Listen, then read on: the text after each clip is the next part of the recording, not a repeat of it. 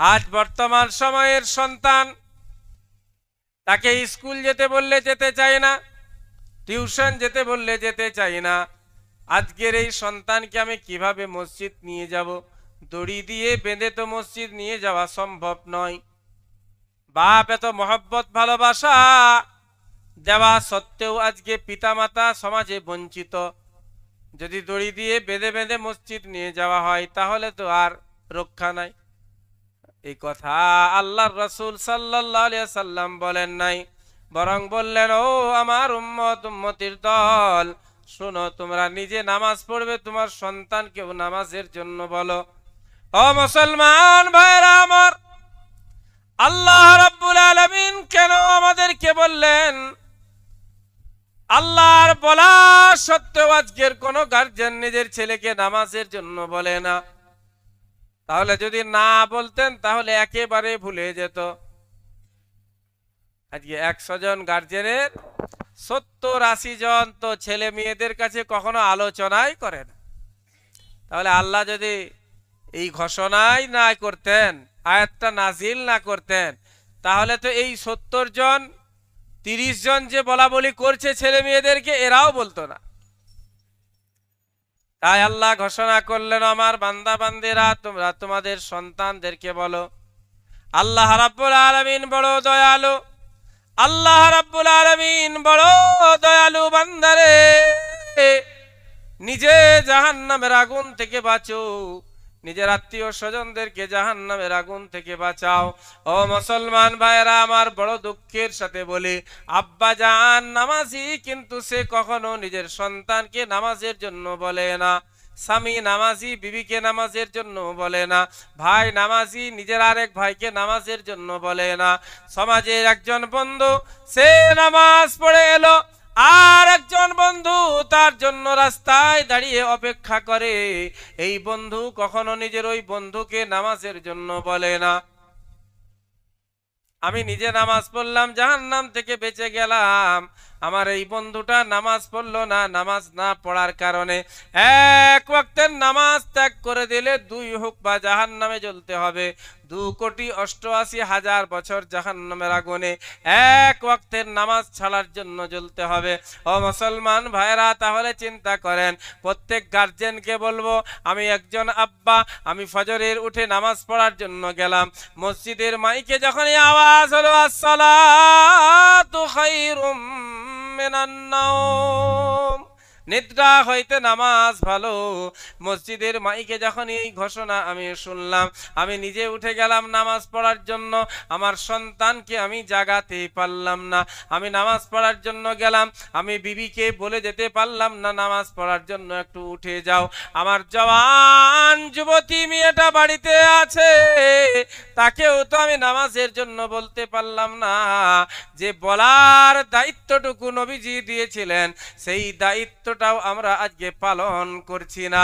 আর এই দায়িত্ব পালন না করার কারণে মসজিদগুলো হয়েছে আলিশান, এসিওয়ালা মসজিদ, সঙ্গে মারমারওয়ালা মসজিদ, বিখ্যাত বিখ্যাত মসজিদ হয়েছে।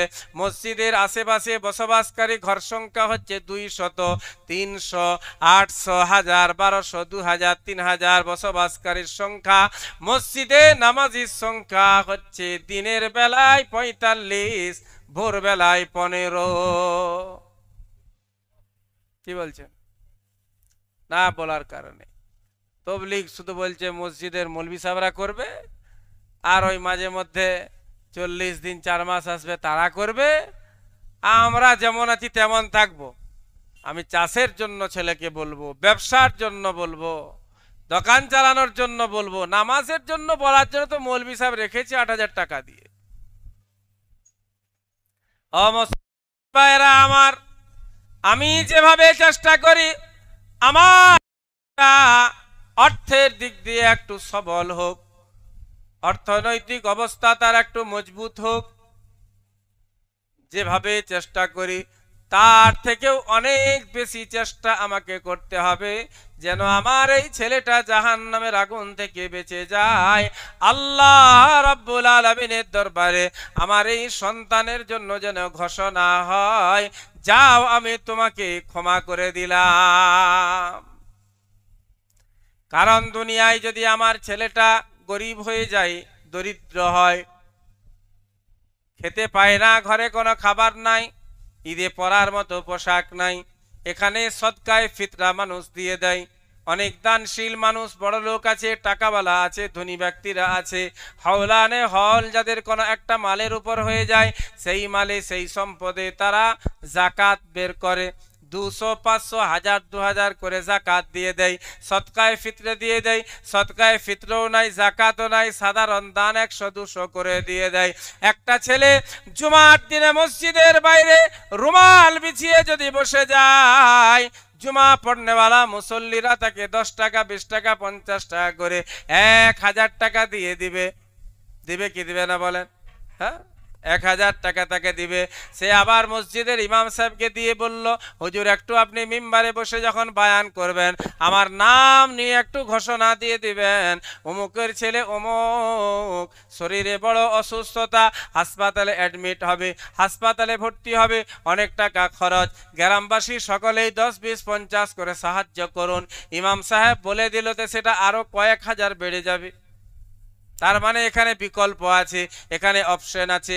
আমি আমার সন্তানের জন্য যদি চেষ্টা নাও করি, আমি আমার সন্তানের অর্থনৈতিক অবস্থা যদি মজবুত করার চেষ্টা নাও করি, মোটামুটি কিছু রেখে যায় আর না রেখে যায়, আমার ছেলেটা আমার মেয়েটা না খেয়ে সমাজ তাকে মরতে দিবে না। হ্যাঁ, মোটামুটি খেতে পাবে। কেউ হয়তো মোটর সাইকেল চালাবে, আমার ছেলেটা সাইকেল চালাবে। হ্যাঁ, কেউ হয়তো 4 চাকা গাড়ি চালাবে, আমার ছেলেটা একটা টোটো কিনে চালাবে। মোটামুটি ভাবে জীবনটা তো সবার কাটছে পৃথিবীতে, সবাই বেঁচে আছে। কারো বাড়িতে হয়তো একেবারে সচ্ছলতা, খাবার লোক নাই, টাকা পয়সার অভাব নাই, মানুষের অভাব।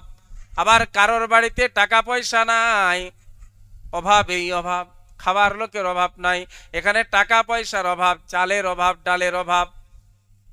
ও মুসলমান ভাইরা, এখানে একজন আরেকজনের পাশে দাঁড়ায়, একজন আরেকজন বন্ধু বন্ধুর পাশে দাঁড়িয়ে যায়।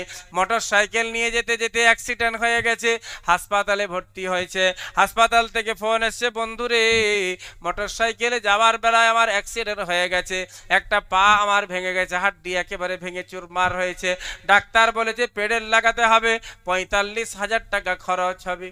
কোথায় পাবো বল, তুই তো আমার অবস্থা জানিস। বন্ধু যদি সত্যিকারের বন্ধু হয়, এখানে সে নিজে প্যাকেট থেকে 45,000 টাকা দিয়ে তার অপারেশন করিয়ে নিবে। তার বিবি আছে, বিবির কানের আছে, নাকের আছে, গলার আছে, সোনার অলংকার আছে, সেগুলোকে বিক্রি করে দিবে। তা যদি না থাকে, ঘরের আসবাবপত্র যা আছে সব বিক্রি করে টাকা নিয়ে হাসপাতালে দৌড়াবে। ও মুসলমান ভাইরা আমার, আল্লাহ রাব্বুল আলামিন বলেন, বান্দারে তুমি তোমার সন্তানটাকে দুনিয়ার সামান্য কষ্ট থেকে বাঁচানোর চেষ্টা করলে, আখেরাতের কষ্ট থেকে বাঁচানোর চেষ্টা একবারের জন্য করলে না। যে আখেরাতে আব্বা সন্তানের কাজে আসবে না, সন্তান আব্বাকে চিনবে না, ভাই ভাইকে চিনবে না, বন্ধু বন্ধুকে চিনবে না, ফালাইসা লাহুল ইয়াউমা হাহুনা হামিম। আজকের দিনে কেউ তোমার বন্ধু নাই, আজকের দিনে কেউ তোমার সাহায্যকারী নাই। ওয়ালা ইউসআলু হামিমুন হামিমা, একজন বন্ধু আরেকজন বন্ধুকে জিজ্ঞাসা করবে না, বন্ধুরে তোর কি অবস্থা বল, দূর থেকে দেখে তাকে পালিয়ে যাবে। আল্লাহ বলে, বান্দা তোর ধারণা হতে পারে হয়তো আখেরাতের এই মেলা ময়দান বিশাল ময়দান, যে ময়দানে হয়তো তোমার বন্ধু তোমাকে লক্ষ্য করবে না। ও বান্দারে, এমনটা হবে না। শোন, ইউবাসসারুনাহুম, তোমার ওই বন্ধু তোমাকে দেখতে পাবে। আমি আপনাকে যেভাবে দেখছি, আপনি আমাকে যেভাবে দেখছেন, আখেরাতে একজন বন্ধু আর একজন বন্ধুকে দেখা সত্ত্বেও, একজন বন্ধু আর এক বন্ধুর পাশে থাকা সত্ত্বেও চিনবে না, পরিচয় দিবে না। আব্বা পেরেশান হয়ে যাবে, একটা নেকি কম হয়ে যাবে। নবীজির হাদিস বলছি, কোনো বানানো গল্প নয়।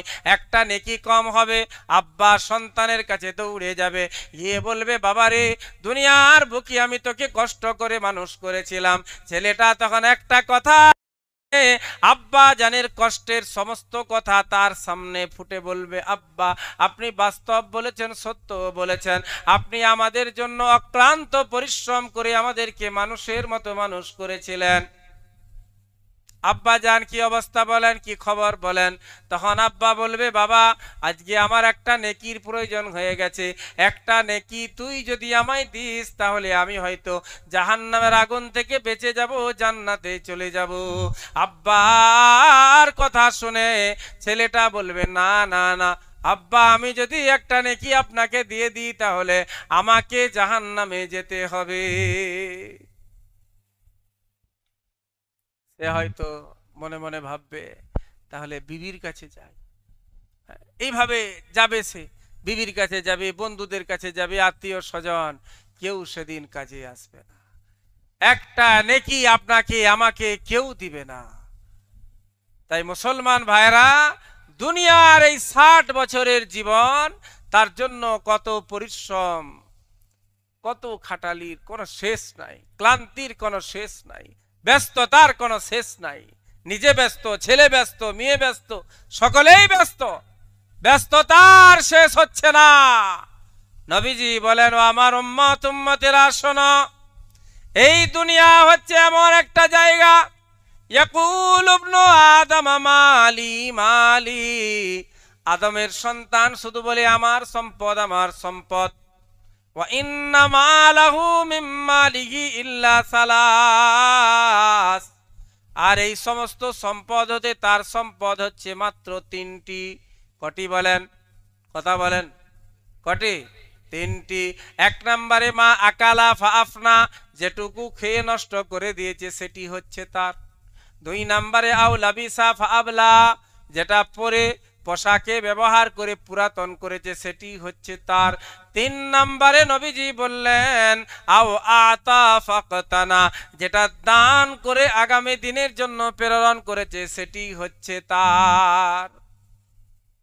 এই 3টি সম্পদ, 3টি জিনিস তার, বাকি তার আর কিছু নয়, সব হচ্ছে তার আত্মীয় স্বজনদের। ও মুসলমান ভাইরা আমার, যে কথা আমি বলছিলাম, আল্লাহর নবী বলেন বিবির কাছে যাবে, সেও তাকে চিনবে না, চিনতে পারবে একটা নেকি দিবে না।